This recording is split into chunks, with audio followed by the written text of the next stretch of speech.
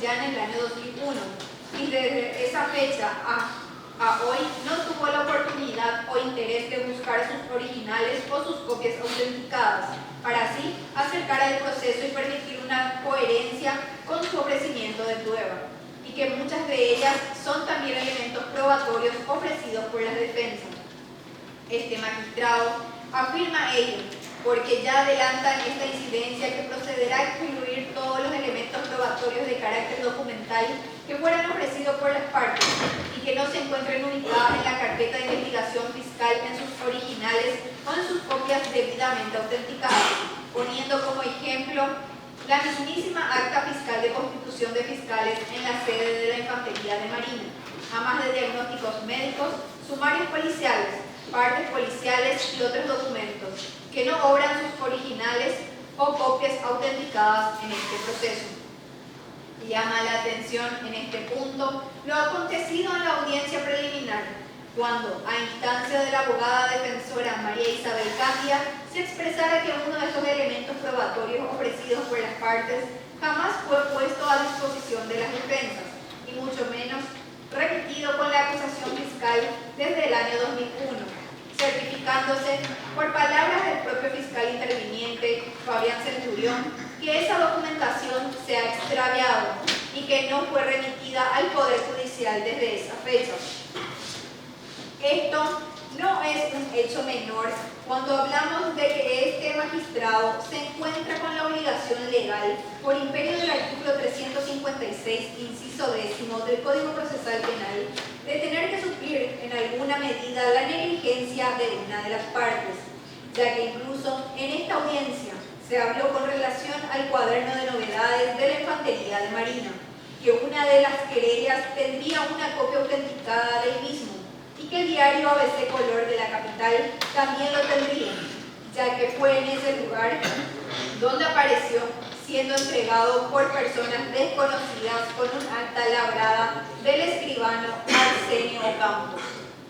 Este magistrado no puede hacer ningún mérito de valor de ese elemento probatorio, porque solo las partes conocerán lo que aquí se expresa y su vinculación con estos hechos, de donde resulta notorio y necesario, en pro de la verdad real de los hechos, disponer el libramiento de un oficio de la Fiscalía General del Estado, a fin de solicitar si en sus registros obra alguna documentación relacionada al cuaderno de novedades de la Infantería de Marina del año 2000 y sus anexos, o cualquier otra documentación que tenga relación directa con los elementos de prueba correspondiente a la carpeta fiscal de esta causa, solicitando en consecuencia su remisión para su agregación a estos autos, por tratarse de un elemento probatorio ofrecido por las partes y que en esta audiencia preliminar saltó a la luz de que se encuentra extraviado desde el año 2001, sin que antes se haya denunciado el hecho y que nunca fue remitido al Poder Judicial.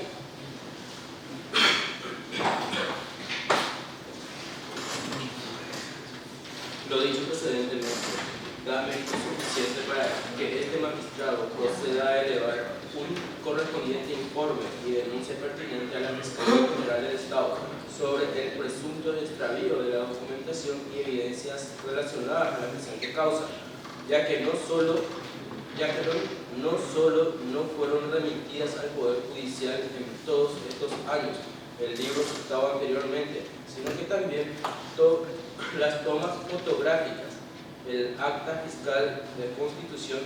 y varias cintas de video o cassette que se describen en la acusación, además de diagnósticos médicos, expedientes de sumarios policiales y otros documentos, ya que no existe un solo recibo de ellas por parte del Poder Judicial y desde el Ministerio Público. Es muchísima la documentación que fue ofrecida como elemento probatorio por las partes y que no existen en sus originales o tan siquiera en su copia autenticada en estos autos, por lo cual todas ellas son excluidas porque su admisión significaría una clara violación del debido proceso. Invitaría a los jueces del Tribunal de Sentencia a tener que trabajar con meras copias simples, que estamos seguros que no lo harán y que esta audiencia preliminar es el filtro de futuras unidades posteriores que pueden incluso hasta ocasionar los vicios de una sentencia que procedió a darle fe a documentos sin valor probatorio por no saberse su origen y legalidad.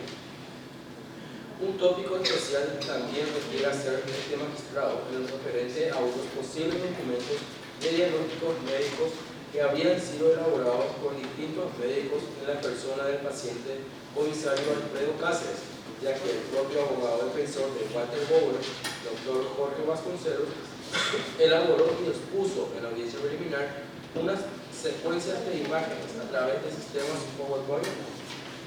donde se exhibieron ellos, pero sin embargo sus originales y sus copias autenticadas se encuentran obrantes en audio. Sobre este elemento probatorio, podrá la querella adhesiva o cualquiera de las defensas ofrecer en su momento procesal las copias auténticas si las tuviere, o mejor sus originales para su producción y valoración pertinente, ya que resulta imposible para este juez poder admitir ellas, ya que no existen en el expediente en la forma que tenía que hacer. Esto tiene su fundamento en que resultó público y notorio el hecho de que los diagnósticos médicos expedidos supuestamente al señor Alfredo Cáceres de parte de los doctores Blas Antonio Gómez, doctor Andrés Gómez y médico forense José Nicolás Pescari son documentos que todas las partes conocieron de ellos. Esta defensa también objetó en carácter de exclusión el denominado informe victimológico realizado a las supuestas víctimas Jorge López y Alfredo Cáceres, de parte de la licenciada Yolanda Mujica de la Dirección de Asistencia a Víctimas del Delito, y en ese sentido se observa que en hojas C49/653 del tomo 2 de la carpeta fiscal se encuentra parte del documento original y parte de su copia autenticada completando al mismo. En igual sentido, este magistrado quiere expedirse al interesante cuestionamiento que hizo esta defensa a este elemento probatorio cuando solicitara su exclusión, puesto que no se realizó conforme a las reglas del artículo jurisdiccional de prueba. Y en ese sentido, este magistrado entiende que el examen victimológico no requiere precisamente esa orden judicial que requiere el artículo 320 del Código Penal, puesto que es una conclusión unipersonal de una persona idónea al desempeñar el estado psicológico de una supuesta víctima, siendo esta una apreciación subjetiva de quien elabora el informe y que queda plasmado en un papel que hace referencia al tiempo y modo en que esa entrevista se realizó, sin que fuese necesario el control jurisdiccional o de las otras partes en un resultado de cómo sería la exigencia para la prueba pericial, puesto que no se trata de una pericia propiamente dicha y su valor, sino que es un documento elaborado a distancia de la parte, como muchos otros informes victimológicos que abundan en nuestros pleitos judiciales y que ninguno fueron realizados bajo la figura del anticipo jurisdiccional de prueba, de donde no corresponde su ejecución por encontrarse también su documento original y copia. La defensa del acusado Bower también hizo un ofrecimiento probatorio consistente en una caja de medicamentos y su prospecto del denominado Flogiatril B12, con pastillas de 10 unidades cada tira, a lo cual este juzgado hace lugar al mismo, por haberse referido en la audiencia sin contradicción que fue un medicamento recetado a una de las partes en estos hechos. Así también se hace al lugar a la inclusión probatoria del soporte audiovisual recibido como única prueba en esta audiencia preliminar, la cual fue puesta a disposición de todas las partes. También esta defensa planteó el sobreseimiento definitivo del señor Walter Bower, específicamente a lo relacionado al hecho punible de tortura, en donde se hizo mucho hincapié a la falta de demostración por parte del Ministerio Público y sus pruebas del presupuesto objetivo referente a la destrucción o daño grave de la personalidad de alguna de las víctimas, haciendo una correlación con los citados diagnósticos médicos y el informe victimológico realizado en sede fiscal al comisario Alfredo Cáceres. En ese sentido, este magistrado vuelve a resaltar que resulta improcedente poder llegar a un estado de certeza plena en lo referente a que el hecho punible no existió o que el acusado Bauer no participó en él, ya que eso solo podría acontecer en el análisis global del presente juicio y luego del diligenciamiento en juicio oral de los elementos probatorios ofrecidos como prueba por las partes, ya que resulta impertinente y contrario al código de formas. Verificar cuestiones de valoración probatoria que solo importan en competencia para la etapa de juicio oral público, habida cuenta que allí se sustancia la prueba, se la compara, se la contraexamina y luego se la valora, de donde a esta altura del procedimiento no corresponde hacer lugar al mismo por improcedente. Por último, esta defensa propuso dos testigos